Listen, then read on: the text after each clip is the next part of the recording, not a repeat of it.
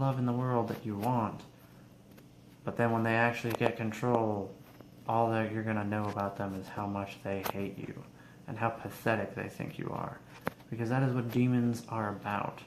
They laugh at the people they possess because of how easy they see it as to control us. And what really got to me was how easily they were controlling me was through worldly lusts. Porn, weed, alcohol, all these kinds of things. And they also kind of laughed at the fact that, and they rubbed my face in the fact that I had like so little true access to the spirit, and that they had control over that. You know, they could go. You know, they were a spirit. They could do that. They could access the spirit whenever they wanted. I was trying to access it, and they would laugh in my face and rub in the fact that they were going and doing spiritual things while I was stuck in a mortal and physical world. And then this was continuing on for a while, and then after reading the Bible, I re-evaluated some of the New Age dreams that I had had that seemed interesting to me. One of them involves what I at first, even when I was in the whole New Age thing, because I had come to the conclusion that all religions were identical, it seemed to me that it was post-Noah's flood, and I was with, Noah, who was my father, and siblings, and a couple of other entities as the floodwaters were receding. But there are a couple things that were wrong with that. First off, I came across, while I was there, an entity drowned in the water who had a piece of a tree, a splintered piece of wood, like jutting through his chest. He'd been fully impaled. And he opened his eyes. He was under the water, so we knew he would have had to have drowned. And he was impaled through the chest. He had to be dead. But he opened his eyes, and we grabbed rocks and we smashed his head open and destroyed his brain, and we actually ate his brain. And because I don't even really know. I mean, it was bizarre. But as we were sitting down to eat, everyone was lamenting about how bad things were, and I remember saying, it has been said that the meek shall inherit the earth. And my father at the time, who I had thought would be Noah, was actually, he turned to me and he was very pissed, and he said, "You didn't learn that from me." And later on, we were walking uphill somewhere, up a mountain, to where it was dry. And this is what gives me the idea later on. It occurred to me, we weren't where the floodwaters were receding. We were where the floodwaters were rising. And, how do I put this? On our walk up the mountains, there was an old man that my father at the time looked at and seemed to be very angry with, it seemed at the time that he had been speaking to him, and he said, "We've been here before, you'll come around." Yet I knew also it seemed like he was speaking to my father, but it also seemed like he was subtly directing that at me instead. And I think I understand now. He was sent there to show me the truth. He knew that I had met him in spirit before. This was God, or an agent of God. And he knew that I would actually be led away from the dark path that I was on. There was a time when I started reading the Holy Bible, and it took me a little while. At first, it was nourishing, and it was spiritually nourishing in a way that I could not imagine, and it had filled me with light in ways that I had never known, and cast out so many spiritual entities. I opened the Bible, and the room around me brightened in and of itself. The light became brighter. I could actually hear the sound of dark spirits being dispersed and cast out just by the opening of the pages. And that was what truly inspired me to actually start reading the Word of God. And the more I read it, the more it indicted all of my spiritual practices. But not only that, because before I had actually started reading it, I had had multiple experiences where my heartbeat had sped up to like 5 times as fast as normal, and I would be freaking out under the impression that I was about to die. And these happened so many times, like 3, 4, 5, 6 or something like that times. And every single time, you know how they say there are no atheists in foxholes? Well, there are no pagans in foxholes either. Because every single time, I got down on my knees and I begged for forgiveness to a God that I purported that I didn't believe in. Because one of the central tenets of the New Age religions, paganism and Satanism, is that you are God, and you have the God consciousness. Now, those things came back to me, and, so I knew what exactly, I knew I needed forgiveness from God, and the more I read, the more my spiritual practices were refined, because I was 20 at the time. I was drinking, I had actually taken in my, because, what's it called?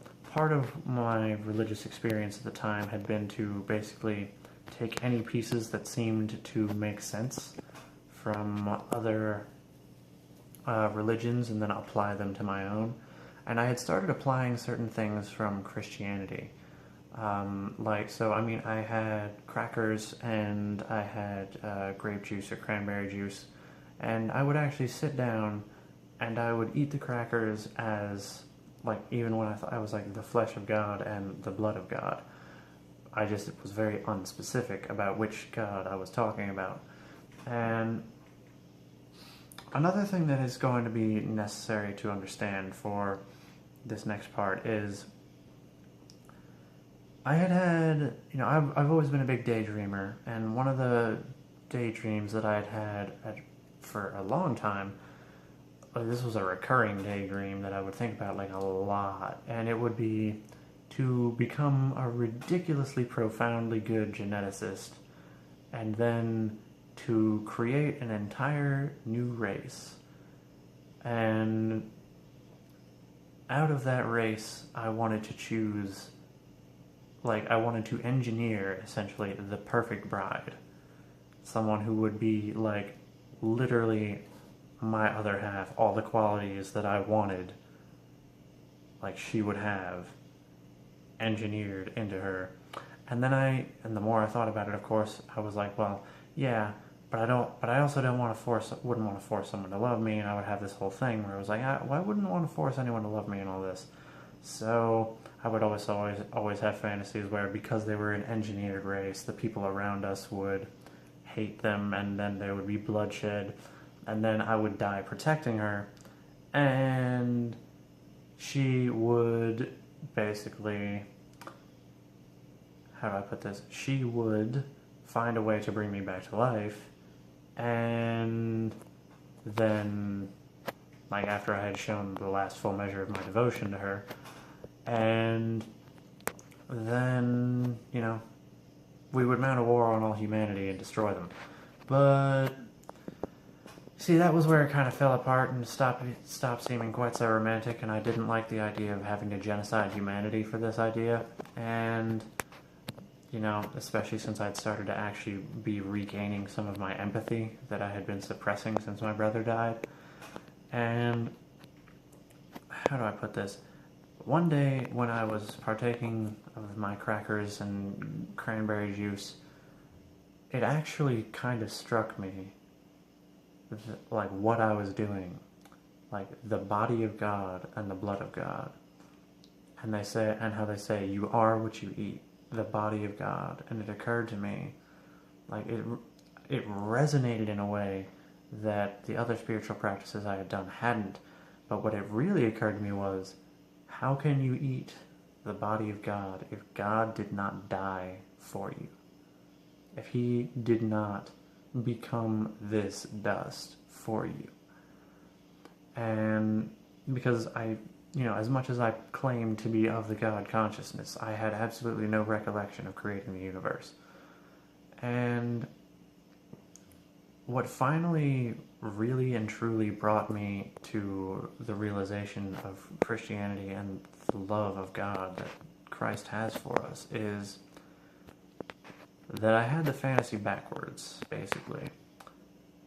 And which actually made me so happy when I finally realized it, because, let's be totally honest, generating a new race out of nothing that is, like, essentially perfect, and then not only dealing with them as they dealt with the imperfect world around them, and trying to lead them on the correct path, but also trying to convince someone to love me without actually making any overt pushes towards it, because if it's someone you've created, any kind of an overt push is going to come across as, I'm going to be, like, I created you for this and you're going to do, like, you are going to love me because I decided to, and I didn't want to put, and, wouldn't want to push them away, kind of thing.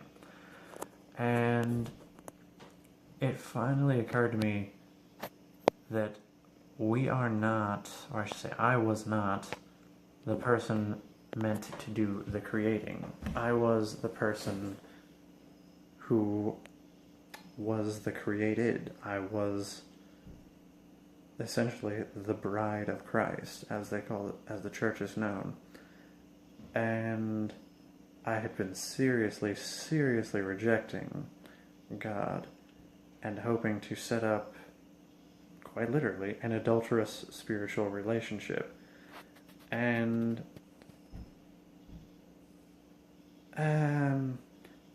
if you've ever been caught cheating on someone and asked them to forgive you, and then actually been accepted back into their arms, you may have, like, the 10th of an idea of how I felt when I accepted Christ, and I accepted the redemption that is in Jesus Christ. And I am working every day to try and become more worthy of the love that He's shown me. I'd love to hear what you guys think of this video. I think this is the most in-depth and, closest to the heart that I've actually gotten in any of my videos so far. Anyway, yeah, just let me know what you thought in the comments below, and how do I put this? Be gentle. I'm bearing my soul here. Y'all have a blessed day. I'd really love to know.